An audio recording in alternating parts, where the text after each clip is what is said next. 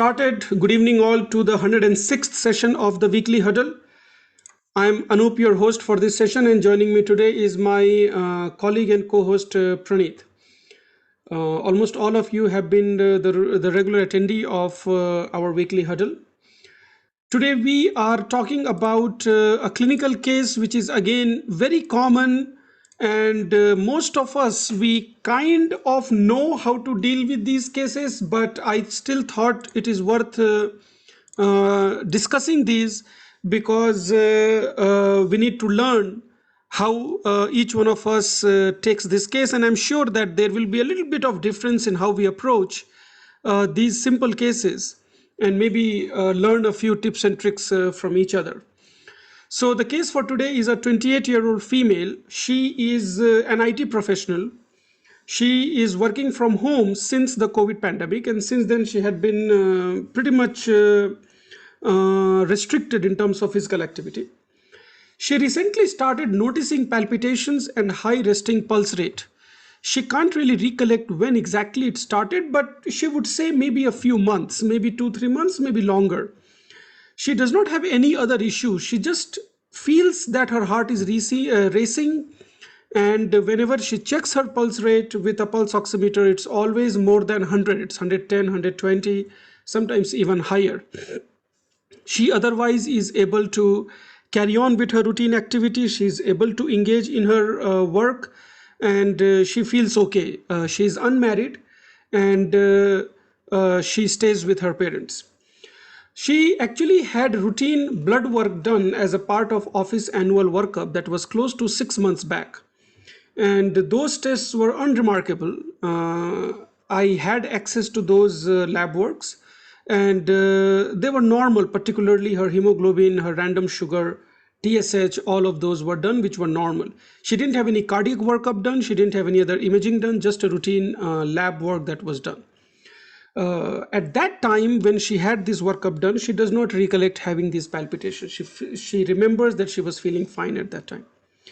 So this time she brings with her an ECG which was done last week as a trigger for her palpitations, and that ECG showed sinus tachycardia with a heart rate recorded on that ECG of 125. The ECG did not have any other abnormality. This time she did not do any other blood investigation. She just came with her 6-month-old investigations with her. In the OPD at the current time, she appears concerned about her health, but there isn't overtly abnormal about her concern. Her blood pressure was 118/72. Her pulse rate at the time when I was examining her was 131. And using a handheld rhythm device where I checked her rhythm in the OPD itself, and that rhythm also confirmed that it is sinus tachycardia, that I was not dealing with any other obvious arrhythmia. Her rest of the physical exam was within normal limits. Particularly, there was no any distal tremors or anything that I would note. So this is the very basic history about this particular patient. What I'm aiming to discuss today is what are the optimal diagnostic approach of sinus tachycardia in this patient. She had labs done 6 months ago. Do we need to repeat few labs? Do we need to do any other major investigations? And what would be the role of advanced cardiac workup in such cases? Do we need to do an echocardiogram? Do we need to do any other major investigations pertaining to her heart? What would be the treatment strategies for this kind of presentation, and when to refer to specialist, and if we do plan to refer, to whom we should refer it. So this is the very brief summary of this particular patient. I will start today's discussion with asking Praneeth for his opinion, and then I will take opinion from rest of the attendees as well. So Praneeth, all yours. Yeah, look. So this young female who is having palpitations, essentially it is being sinus tachycardia. So the way I look at this case is whenever a patient complains of palpitation, I try to look at what is the onset, offset, any associated symptoms, any relation to activity, and any other associated symptoms and precipitating events. The way you describe the symptoms, it looks more like related to activity kind of a thing, or sometimes experienced during resting state, and most of the time she does not have any associated symptoms. So the looks like it is more of an benign palpitations at the initial impression. Now, if the patient has palpitations, we do talk about doing ECG, which was already done, and that will be the basic investigation, and sinus tachycardia. When I have sinus tachycardia, I'm it's almost always secondary, meaning that is there is some other reason which is causing the heart to increase the rates. For a young female, it could be starting from increased sympathetic drive, be in terms of anxiety due to her health or any other concerns, recent change of events, maybe sometimes hormonal changes in relation to her menstrual cycles, and other issues like anemia, the things that we know are anemia, infection, pregnancy, thyroid, and other issues. So I would try to ask or look for any precipitating factors, which in her case doesn't look like there's no episode of there's no history of fever. There doesn't seem to be having any gross pallor on clinical examination. So these are some things that I would try to look into it. Regarding investigations, probably I would do basic investigations like ECG, and which has already been done. Probably a hemoglobin and a basic urine examination or a renal profile, and a thyroid status to look whether I'm dealing with any nuance thyroid issue, and that is more for a reassurance and to the patient, and trying to find out whether there is any issue. Regarding treatment, most importantly, I would try to give her reassurance. I would not order any other investigations. Echo, clinically, if the chest is normal, or matlab there is no rhythm, there is no murmur or any abnormal sounds, I would reserve echocardiogram. I would not order echo as an earlier thing. Most importantly, I would try to focus on reassuring her, trying to gain her confidence, and tell her that nothing is worrisome, and try to kind of ignore the symptoms. Most of the times, I believe these symptoms are equally prevalent because of the inadvertent usage of these gadgets. With the COVID pandemic, we are all used to monitoring these, using these pulse oximeters frequently, looking at the saturations and pulse rates, which was probably equally adds to more diagnosis than what it was there earlier. So majority of them which are there is, I would try to request them not to test again and again unless you are really symptomatic. If these palpitations are really bothering her, then maybe I would equally consider whether this is something like that inappropriate sinus tachycardia kind of situation, where if they are bothering, then probably I would try to think of adding any rate controlling drugs, starting with a non-selective beta blocker to maybe even considering giving her ivermectin in case if I think it is an inappropriate sinus tachycardia.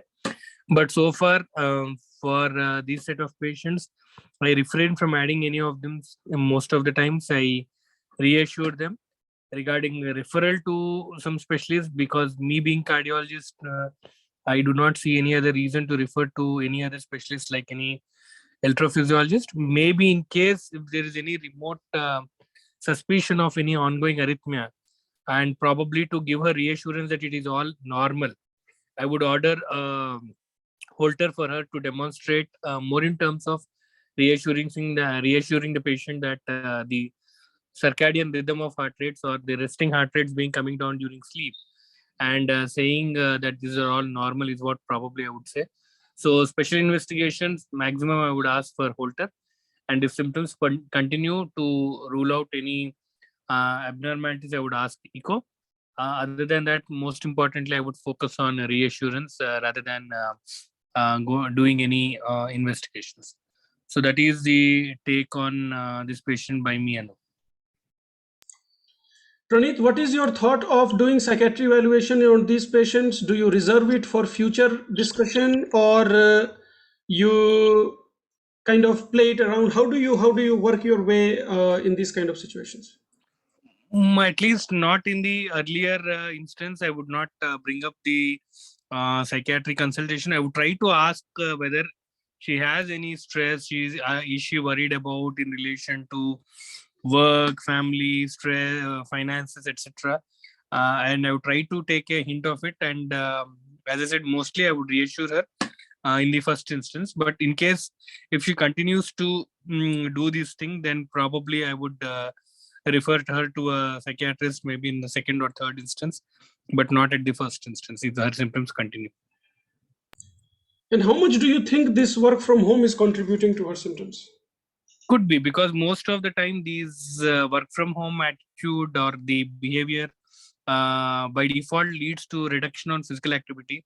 At least the normal uh, movements which are required to do the daily commute, etc., are going down, and predominant sitting and working from home with irregular food habits and irregular sleep cycles probably contributes to, in general, a lack of activity. And probably any activity that we do, the deconditioning is probably contributing to tachycardia. I don't know the science behind it, but this is what I believe, that probably work from home is also contributing to this change in systems, and equally the confidence levels for the people in per se. So I believe may not be directly, but still I think it is contributing to these issues that we are talking about.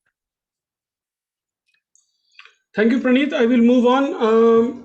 For those of you who have joined a little late, I have pasted the case summary in the chat box and also on the WhatsApp. So if you want to go through the case, just so that you're familiarized with what we are talking.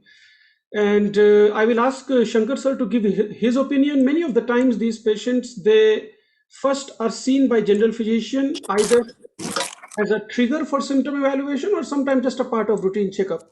So Shankar sir, if the patient was to come to you, how would you take it? Does this patient deserve a repeat blood investigation, or you think a 6-month-old normal blood test is good enough? And at what point you think these patients should be referred to cardiologist? Shankar sir. Good evening to all. Whenever the patient complains of palpitations, it is a broader term. But when after taking ECG, which shows it is a sinus tachycardia, the differential diagnosis or etiology of the sinus tachycardia has been narrowed down. So regularly, most of the times in our OPD or inpatient practice, if sinus tachycardia is seen, where the heart rate is, here the heart rate is more than 131 also. So it may be the sinus tachycardia, maybe even 160, even it may go up to 180 also. So first of all, I will give a bird's eye view regarding the sinus tachycardia, where we think of the painful situations when the painful conditions are there, the heart rate will go up. Then panic, fear and anxiety. The most commonest cause we see in our clinical practice is pain and anxiety, fear and anxiety, that a panic disorder. The exercise and the physical activity, exertional activities, they increase the heart rate. And whenever patient has got here, not here, but regularly I'm talking about, the patient has got a fever, then infections and sepsis. Most of the times, sometimes even in sepsis, the fever may not be there, but tachycardia will be present. Then drugs, whether the patient is on atropine, beta agonists, and the alpha blockers, then abrupt withdrawal of the beta blockers, then illicit drugs like cocaine, amphetamines, and alcohol withdrawal. These are all nicotine, caffeine, and all these stimulants will cause the rise in heart rate. Then, since she is a female, we have to concentrate on any evidence of anemia. Then hypovolemic conditions like volume depleted states, also we'll see the heart rate rises. Then hypotension, shock, hypoxemia, then myocarditis, pericarditis, acute coronary syndrome. Even in younger individuals also, the myocardial ischemia, the pulmonary embolism. These are all the causes we see in clinical practice, but mostly we see the panic disorders, the pain and anxiety, fear and anxiety, pain, the hyperthyroidism. This has to be kept in mind whenever any patient has got a palpitations and the heart rate is more than hyperthyroidism. Already she is investigated, it is to be normal. And rarely the pheochromocytoma also gives rise to the palpitations and the increased heart rate. Is there any structural heart disease? Do echo, then in that situation, if the sinus tachycardia is there, there will be shortness of breath and the chest discomfort will be there. Most of the times, the sinus tachycardia patients will be asymptomatic and more. They may complain of some palpitations, and the onset and the termination will be gradual in case of sinus tachycardia. So these are the common conditions we come across in our clinical practice. But the three conditions, though they are rare, but one has to be, one has to probe to investigate further. These three conditions, one condition which Dr. Pranit Palamuri has already alluded to, that is the inappropriate sinus tachycardia. It is a diagnosis of exclusion. Only thing is the resting heart rate will be more, but the heart rate during the sleep, it will drop down. So there will be a diurnal variation is there. So that's why the patients may not go to develop this tachycardiomyopathy. So here, when we suspect inappropriate sinus tachycardia, where the basal heart rate is more and sleeping heart rate is less, and the diagnosis of exclusion, the causes of what I alluded to are excluded, including the structural heart disease, then we say that it is inappropriate sinus tachycardia. They may last for months and years together. So they may be symptomatic or may not be symptomatic also, where as Dr. Pranit alluded to, is beta blocker, sevobradin, and sometimes even the resistant cases, we have to go for radiofrequency ablation. And even that also fails when pacemaker implantation also may be sometimes imminent. So in second condition, one has to be familiar with sinus tachycardia when the patient comes with then POTS, that is a postural orthostatic tachycardia syndrome. This after the introduction of this midodrine into the market, this parts, everybody is very much interested to diagnose these parts, where they normally, where the patient comes with the orthostatic hypotension because of the drugs or autonomic neuropathy, diabetes and all. So the normal resting heart rate will be 70 to 80 per minute. When he stands for about 3 minutes, the more than 500 ml of blood goes into the lower limbs, then BP falls. So in the orthostatic hypotension, if the fall, the systolic blood pressure is more than 20 and more than 10 diastolic blood pressure, we say that it is orthostatic hypotension. Here, when he stands, the heart rate rises only 10 to 15 beats per minute only. But in case of postural orthostatic tachycardia syndrome, that parts which is due to autonomic dysregulation, here we don't see this orthostatic hypotension. That means fall of diabetes, systolic blood pressure or diastolic blood pressure, more than 20 or more than 10 respectively. So that won't be seen. So in the absence of orthostatic hypotension, if the heart rate rises more than 30 beats per minute, but normally in the orthostatic hypotension, 10 to 15 beats will be there. But here we'll see more than 30 beats per minute, the heart rate rises, then there won't be any orthostatic hypotension, even within the 10 minutes of standing or head tilt-up position also. So this is usually seen in females, young females, like we are encountering the case. There will be absence of structural heart disease, and the patient will be most of the times symptomatic after assuming the standing position. palpitations, lightheadedness, blackout spells, headache, exercise intolerance. So these are symptoms most of the times we see in this POTS case. So here we give beta blockers, metoprolol or propranolol, then midodrine. This is a drug most of the times it is stressed here. So 2.5 milligram to 10 milligrams 3 times daily, and fludrocortisone. This everybody knows about it. It is available in the market as a fludrol. So 0.05 to 0.2 milligram per daily per day. And the pyridostigmine also, which we give in most of the times in myasthenia gravis.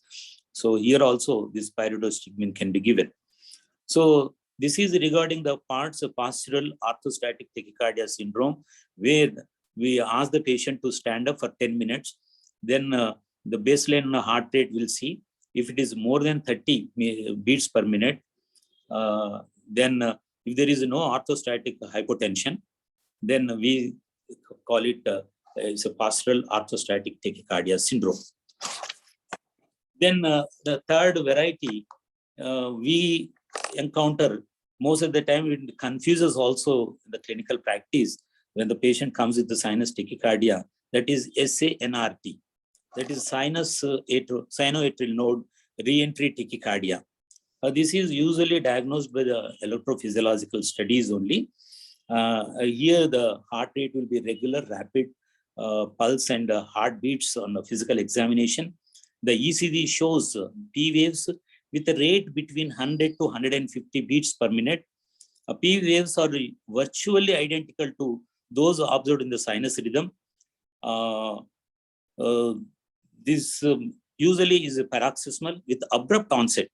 The difference between sinus tachycardia and this sinoatrial node reentry tachycardia is here the sinoatrial reentry tachycardia, it will be paroxysmal, transient, often transient, and usually asymptomatic, and the abrupt onset and the termination of the arrhythmia is abrupt. So here, when we suspect that it is a case of sinoatrial nodal reentry tachycardia with abrupt onset and offset, transient and paroxysmal, asymptomatic, and then EP studies are important, but differential diagnosis for this is a focal atrial tachycardia, atrial flutter, AV reciprocating tachycardia, inappropriate sinus tachycardia, and atrioventricular nodal reentrant tachycardia.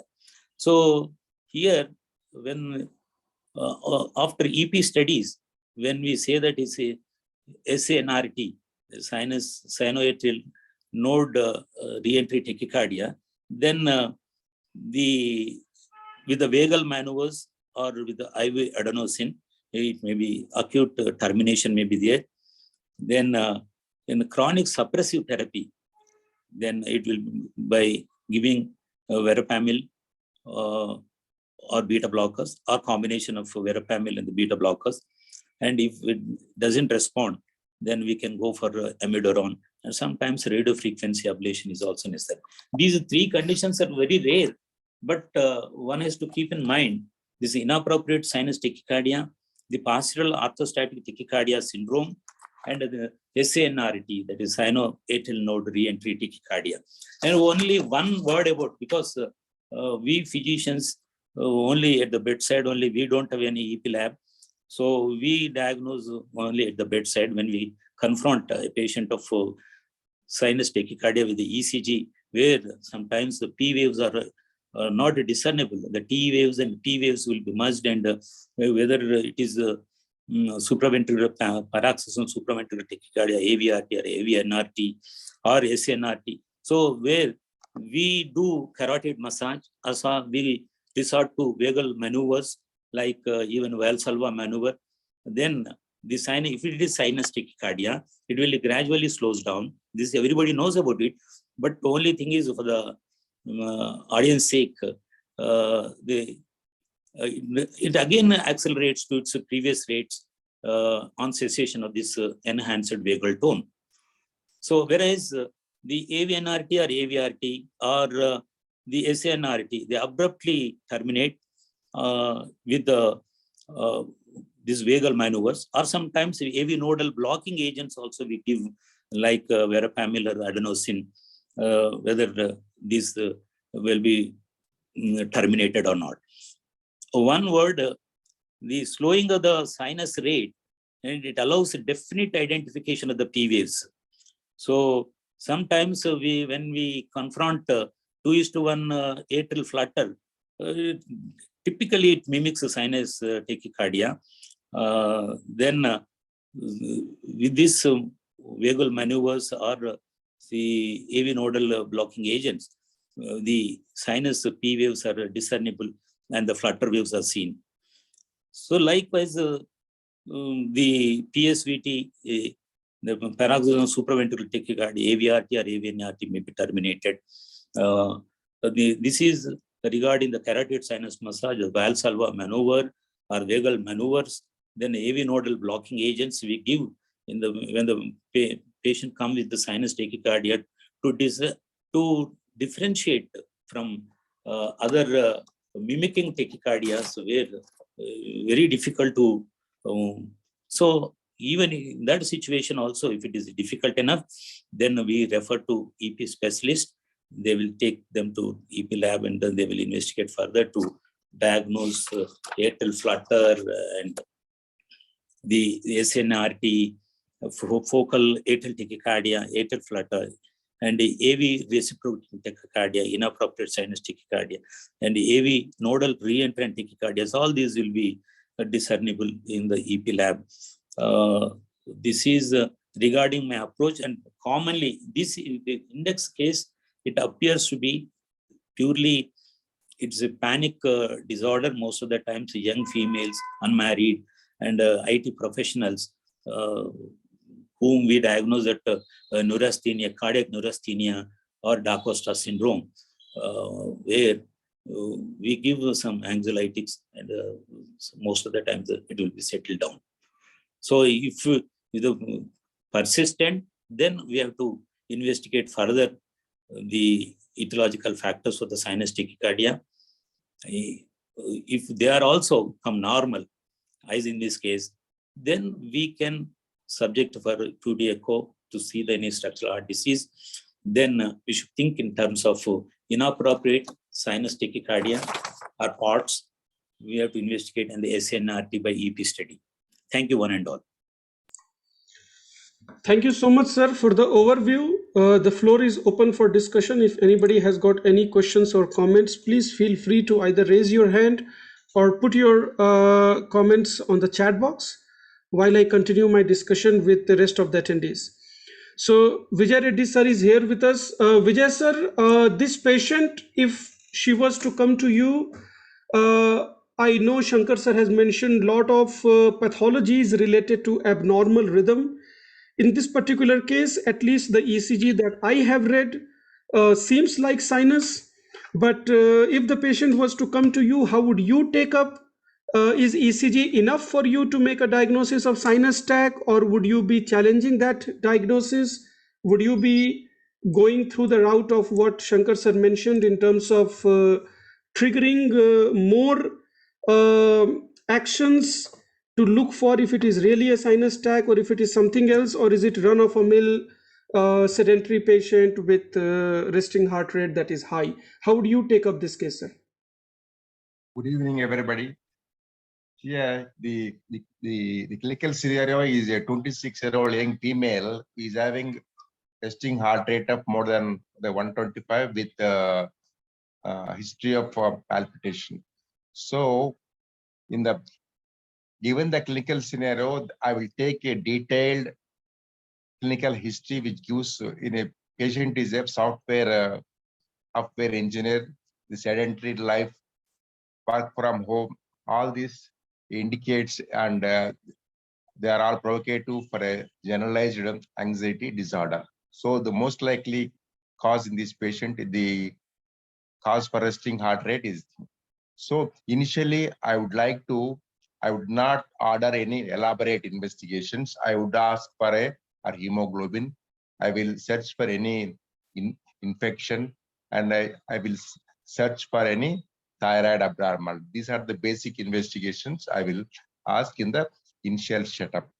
So in the initial setup, I will ask her to have some reassurance. I will not put up any drugs. So next visit, I would, if the symptoms are still persisting, I will ask for a echocardiogram and put her on a beta blocker, either beta blocker or ivabradine. My initial drug is only beta blocker. Next visit, suppose if the patient is still having the symptoms, I would like to have assessed for 3 conditions. One is, as already mentioned elaborately by Dr. Shankar, the 3 things. One is inappropriate sinus tachycardia. 2, postural orthostatic tachycardia syndrome. The difference between orthostatic hypotension and partial orthostatic tachycardia syndrome is, in the later, there won't be any fall of blood pressure, only the rise of heart rate.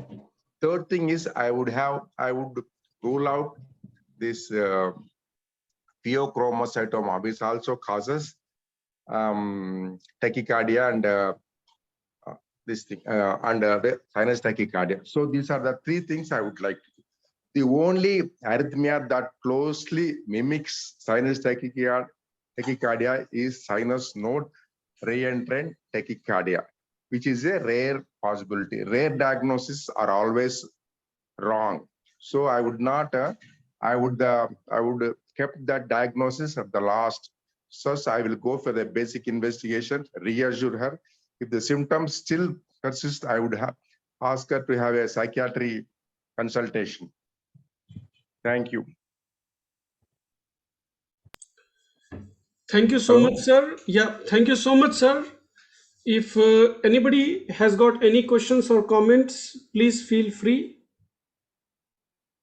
Vijay sir, I'm putting you on mute. Dr. Girija Ramani, you have anything to add, ma'am? No, sir. No, sir. Okay. Thank you so much. Anybody else has got any other questions or comments? So I will tell you what I did with this patient. This patient, to me, she came after she had already seen a general physician where she got the ECG done, and she had been having these symptoms for quite some time, probably 2-3 months, if not longer. I did do a little bit of historical data set. I gathered some of it. I have already put it in the chat box. I did not go through all the history taking because that would have taken a long time. Because I could not find any trigger, I did reorder some of the investigations that she already got. I did not order a urine test, which in retrospect, as Praneeth was mentioning, it does seem like checking for asymptomatic bacteria may be reasonable, because at the end of the day, we are looking for causes of sinus tachycardia, and looking for a UTI may not have been a bad idea, understanding that it's a very simple and low impact investigation. So that is one thing I did not do. I did order an echo and I did order a Holter on the very first visit of her with me. And the reason why I thought it is justified is because I was the second physician she's meeting, and she already seems to be a little bit anxious about her problem, a little bit concerned about her problem. Echocardiogram I thought was justified because I absolutely wanted to make sure there is no structural heart disease. There are so many times where we do see patients with new onset or newly diagnosed cardiomyopathy, and their only presenting symptom is tachycardia, because tachycardia is the compensatory mechanism that most of these cardiomyopathies have. And a lot of young patients, they are able to compensate for the cardiomyopathy, particularly if the ejection fraction is not very low, and they may not necessarily have a frank heart failure symptom. So doing an echocardiogram to look for structural heart disease, in my opinion, was justified. I did order a Holter test, although I was almost certain that this tachycardia is sinus in nature only.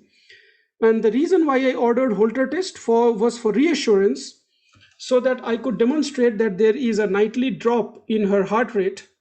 And if that I find, and if I can demonstrate that, then I can say this with much higher conviction that A, we are not dealing with an abnormal arrhythmia, and second, most likely it is not the heart that is the problem, it is supracardiac problem, either in the form of a hormonal imbalance or anxiety, either supratentorial or supracardiac. It does not seem to be a cardiac problem if I can demonstrate that there is a nighttime dip in the pulse rate. So that is why I ordered a Holter in the very first visit. I agree with most of what you guys spoke, that the Holter could have been reserved for the second meeting if she did not respond to reassurance and some initial workup. But that was my take on it. This patient has not come back for a follow-up. I just saw her yesterday. So this is something I will have to see what I end up finding. Her echocardiogram I did order, which was normal, by the way. I did not order any cardiac biomarkers. I don't know if anybody in the audience would order a cardiac biomarker. To me, that didn't sound like something that I would do. So I did not do that. Some of the other historical aspects which was mentioned briefly, but I'll just read it out. Smoking history is something that is relevant in these cases, particularly when they are trying to quit smoking. Then sometimes they have this anxiety and tachycardia. This patient was not smoking. She was a non-smoker. Sleep pattern, I did ask her. Her sleep pattern was a bit deranged. This pattern was there consistent for the past a year or so, maybe even more. She did not perceive there was any change in sleeping pattern, but I could not get a parallel information in terms of history from her partner or whatnot. That information I could not get. Sleep apnea, she did not physically look like somebody who would have sleep apnea. The phenotype was not like that. We do know that many of the times sleep apnea occurs in a non-obese phenotype as well, particularly those with short and big neck.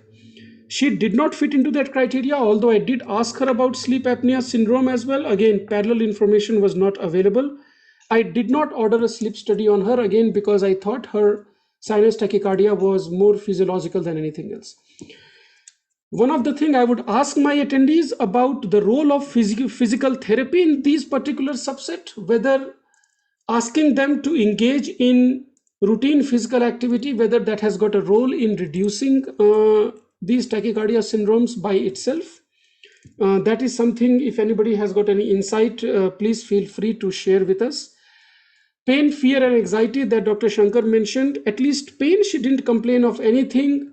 Fear and anxiety a little bit was there because of this resting tachycardia, which I mentioned to you earlier. Whether that was the cause of tachycardia or whether that was because of the tachycardia, that is difficult for me to answer the question. Dr. Balaji, I'm reading your comment. You said if patient post severe COVID scenario, then they can have persistent tachycardia with fatigue.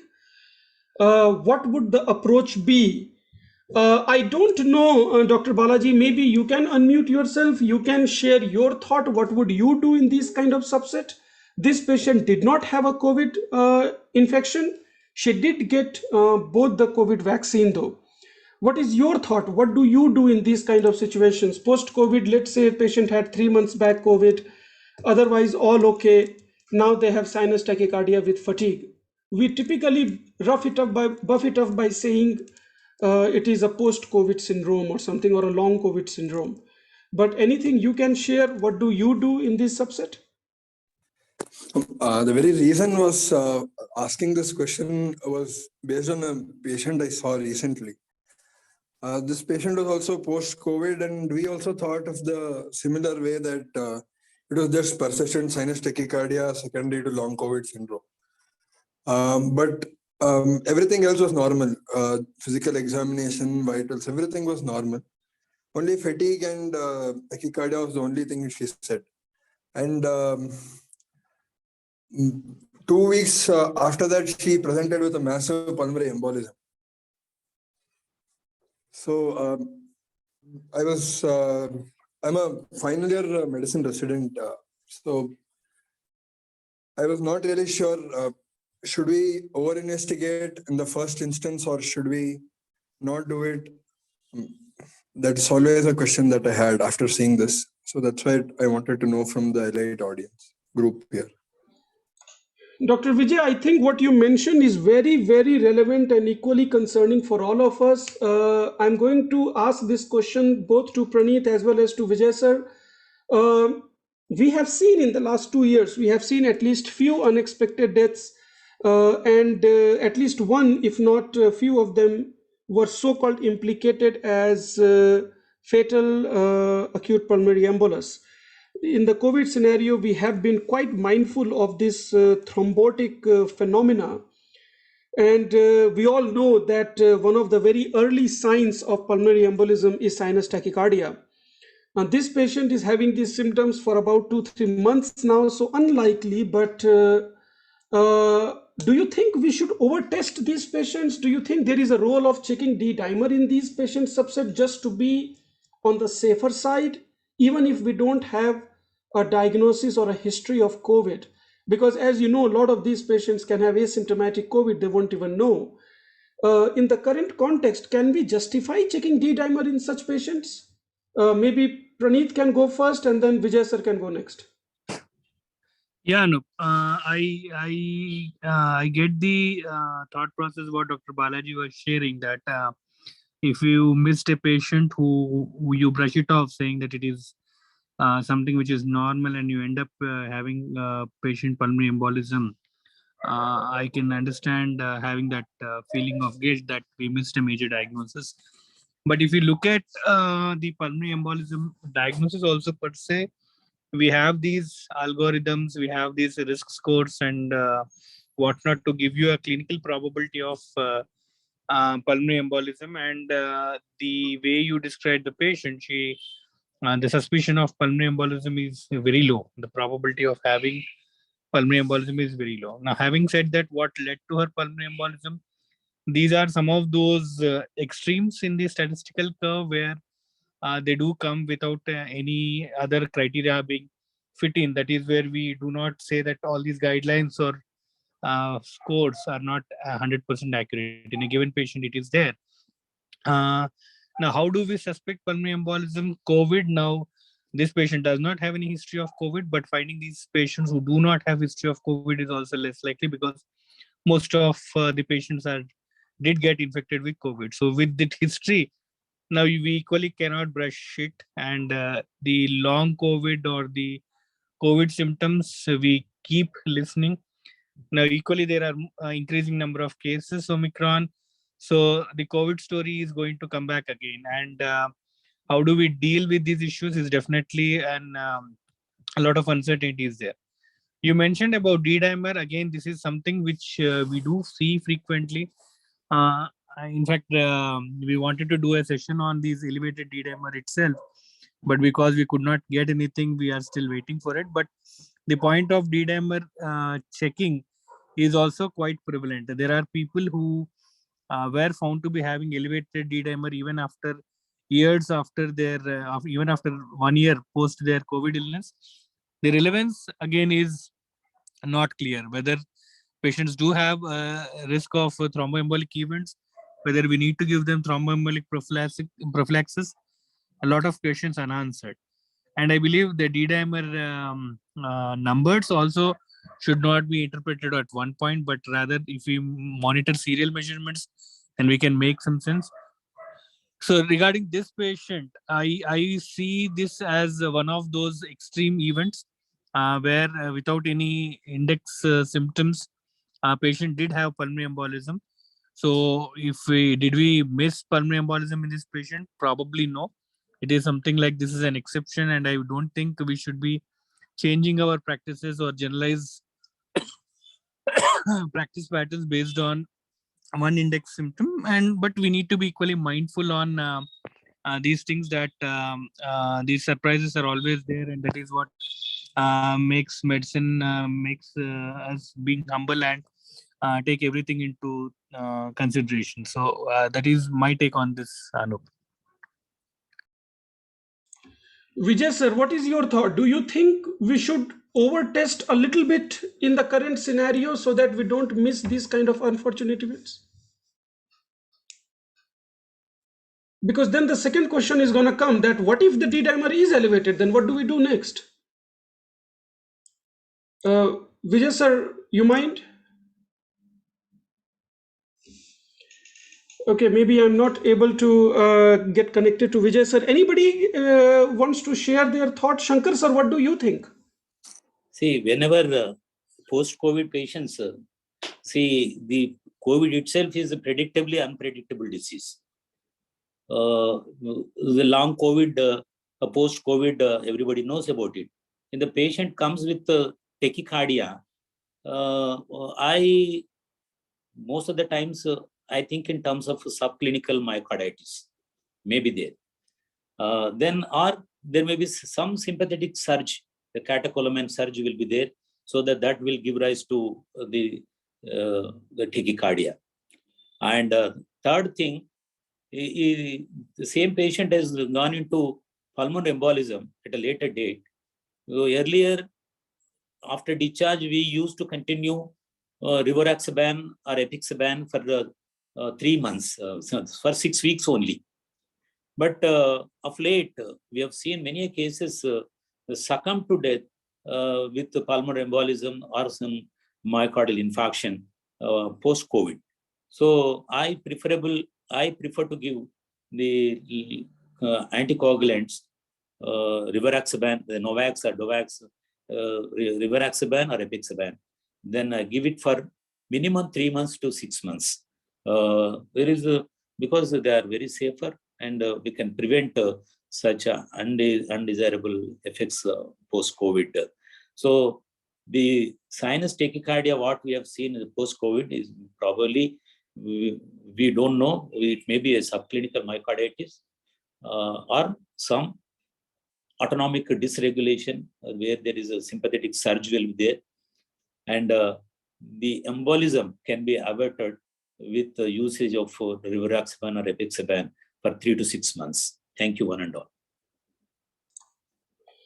So, Dr. Balaji, I'll share with you just a recent patient whom I actually discharged today, just to give a counter view of that. Not to say that I would subscribe to this idea or I would be against this idea. I'm just kind of telling you how much we don't know about it. So this patient whom I discharged today actually saw me for the first time just a week ago. And at that time, she actually saw multiple doctors for leg swelling evaluation. And her swelling was mostly dependent. It was there in the morning also, but there was a clear dependent history where it keeps getting worse over day as the day passes. She had a history of COVID around 6-7 months ago, and it was a mild COVID. She has usual disease. She's diabetic, hypertensive, those kind of stuff. She's in her 60s, I would say 64, 65 or so.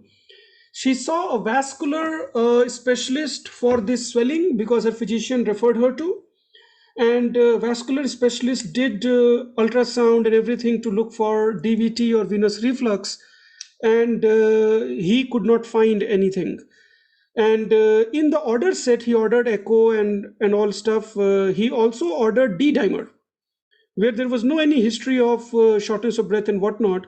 Her D dimer was found to be about 930, 940, if I remember correctly, with our lab's upper limit of normal being 320. So based upon that elevated D dimer, this patient was started on Eliquis. That actually happened last month, I would say. This whole thing happened about 2-3 weeks ago. She saw me last week because her ECG had some minor changes, her echo had some minor changes. So she actually saw me because of that. Only day before yesterday, her son messaged me saying she is having melena. And we got her admitted yesterday. We did her basic evaluation. Fortunately, she didn't have significant bleed, and her endoscopy was also quite acceptable. So I'm discharging her today without Eliquis. So that is the contrary argument to what we are discussing, that, here there is a patient with leg swelling. We don't know what the etiology is. Most of our workup is negative. It could just be a dependent edema because of venous incompetence. But previous history of COVID, now D dimer about 3 times the upper limit of normal. Somebody decides to put her on empiric anticoagulation, thinking there may be some clot which is being missed or whatnot, and she lands up in the hospital with melena. Thankfully, not a serious one, and now the aliquis is stopped. So, while I am not sure whether we should be over testing these patients, I wouldn't disregard anybody who would order D-dimer in the current context in a patient who has got sinus tachycardia, which is undefined. But I also have to be mindful of the downstream effects. What if D-dimer is positive? What do we do? Should we do a pulmonary embolism evaluation? Should we put them on empiric anticoagulation? How many do we need to treat to prevent one catastrophe like the one you described? And then how many of them we will actually end up creating trouble because we are giving therapeutic anticoagulation to all of them? I don't have an answer to that. I don't know if anybody does. And this is where I think our clinical experience will teach us and make us more wise in how we are going to practice. The floor is open. Again, anybody has got any thoughts to share, they are more than welcome. In the meantime, I will ask Somaraju sir for his opinion about today's discussion, and if he could also share light upon what should we do with this COVID and D-dimer business. Somaraju sir. Thank you, Anoop, and good evening to all of you. I'll come back to COVID. I think the original issue was inappropriate sinus tachycardia. I think that we should address that first. And talk about COVID issues it will take time and it's too complex. And individual patients are different. I'll come back to that if time permits. But the type of patient you described, a 26-year-old lady, an IT professional, I just want to know from you, is she a vegetarian, non-vegetarian? Sir, she is non-vegetarian. What's that B12 level? Is it done?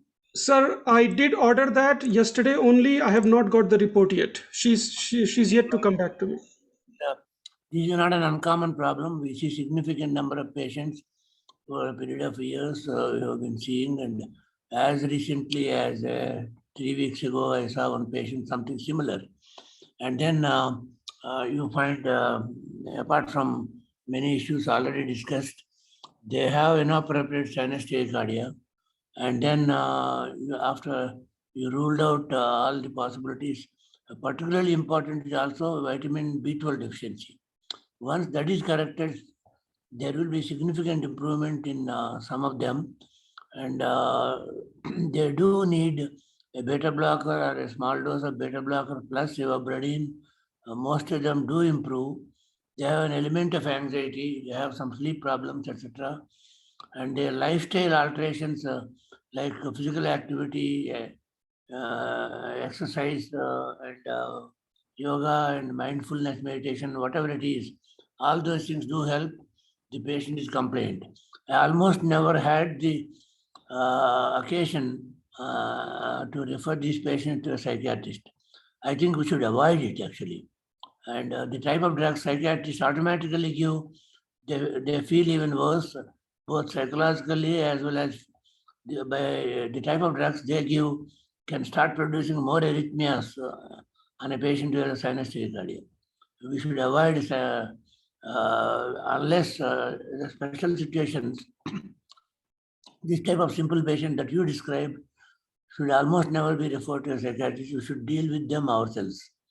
They need to be seen more often initially, and then almost all of them do improve with lifestyle changes and a beta blocker or ivabradine or any other medication that you started giving. And about COVID issues, when somebody post-COVID came to you with sinus tachycardia unexplained, the possibilities are any viral illness also can produce it for some time. And nobody talked about SpO2. That's extremely important to look at.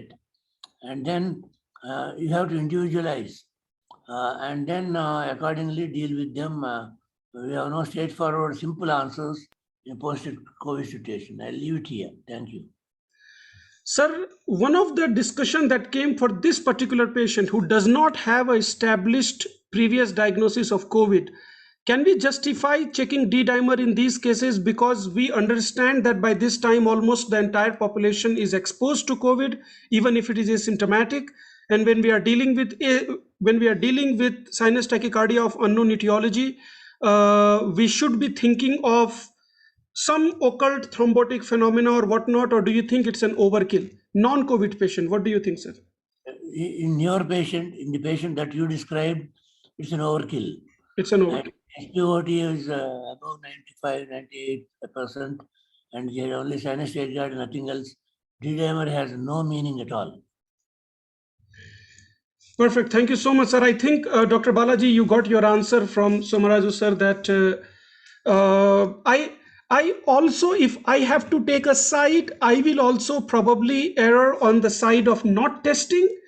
Sorry, Anoop, Yes, sir. I Yes, just sir. forgot to add one thing about echocardiogram indication, no indication we talked about. That is US medicine. Mind you, today, with the drying up of clinical skills in almost all of us, we need to have an attitude of having a portable echocardiography machine. We should be carrying in our rounds as well as outpatient. I do have it, and I just screening echocardiogram in the outpatient. An official echocardiogram may not be needed, but do get into the habit of having all physicians and say cardiologists should have a habit of having a portable echocardiogram. There's an extension of physical examination today. Sir, since you mentioned about portable echo, this is something we have been considering for quite some time. My question to you is, and I'm getting conflicting information about it, and this is off topic. I'm sorry if it is not relevant to the other attendees. Sir, do portable echoes need to be registered with PNDTTC? They need to be registered, but They need to be. I was using it for the last nearly 18, 20 years. But it needs to be registered, right? Suddenly there was no need. Now Okay. they insist. Now they do need to get registered. Right. Okay. That should be a wrap for today's visit, today's discussion. The only one thing that I will share my thought, and that's just my opinion. When we do end up treating these patients symptomatically for a short course, for the short duration therapy, I have heard most of the attendees talking about the use of beta blocker or evabradine.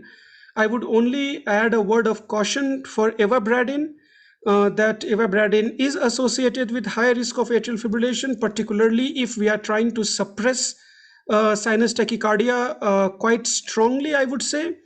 And the whole idea is that if you kill the sinus nodes, something else will take up. And what commonly takes up is the atrial fibrillation. So if the patient's blood pressure can tolerate, and if there is no other contraindication, probably beta blocker is a better idea. And we should use evabradine only when we genuinely cannot use beta blocker.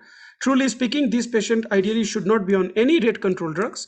But if you do need to put them on, probably beta blocker is a better idea than evabradine, because you won't be inducing atrial fibrillation in that case. Dr. Anoop, sorry for interruption here. Yes, sir. Evabradine, as you said, has a risk of atrial fibrillation, but those risks are not for younger people with normal hearts. That is for patients who have LV hypertrophy, non-compliant LV, larger atria, patients who have predisposition to atrial fibrillation. In those patients, you should not be using. Point taken, sir. Shankar, sir, last comments from you? Especially, we deal with the elderly patients, when they come with infections, when they come with tachycardia, the high index of suspicion should be there regarding the infections and sepsis. Because these elderly people, I'm generally speaking as a geriatrician, so these elderly people, they come with atypical presentation. Sometimes the fever may not be there. And even if the fever is there, we should redefine the elderly, consider oral temperature in excess of 37.2 degrees, 99 degrees Fahrenheit, or 37.2 degrees as a cutoff for fever. Then if they come with pneumonia, most of the time, in 50% of the patients, the cough may not be present. So only tachypnea will be seen. So that will give suspicion of pneumonia we should investigate. And even if they have got cholecystitis or appendicitis or pyelonephritis, they don't have any abdominal tenderness. So lack of abdominal tenderness in elderly people, in spite of that, also we should investigate for ultrasound abdomen, to investigate for gallbladder and kidneys and all.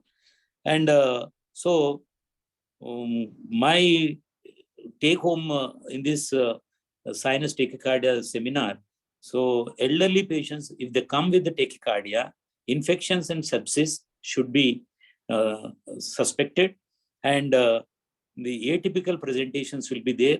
Still, we have to investigate to find out the sepsis somewhere in the elderly people. Thank you, one and all. Perfect. Thank you so much, sir. And with this, I would like to close the session. Praneeth, your closing comments? Yeah, no. Again, one of those common scenarios which we see day in, day out. But I think the points were very valid. Shankar sir gave an elaborate discussion on various causes. The discussion on inappropriate sinus tachycardia and the use of ibuprofen is relevant. And thanks to Balaji, who kind of brought in the discussion of COVID, because again, this is something that we do see in day in and day out. Now is the season of monsoon, so there are several infections which, with the varied presentation, which we equally need to pay attention to, which can be one of the reasons for sinus tachycardia. And as Somraj sir was saying, the psychiatric consultation should wait. Most of the patients will lose their morale once patient has been referred to psychiatrist. So reassurance multiple times, and keep looking for common causes, common presentation of the common diseases, and probably low threshold for echo, understanding the lacking skill set or declining skill set from the clinicians in terms of clinical examination. So point taken. And I believe a comprehensive evaluation of each and every patient, and doing meaningful investigations to guide the patient on what is the probable cause, and then equally titrate the drugs depending on the need, starting with beta blockers and giving a short course as much as possible, and if patient gets better, then probably stop it. So that is a take on this session today, Anoop. Thank you, Praneeth. Thank you all of you for attending today's session and sparing your time. We will see you next Wednesday with a new topic. Good night and take care.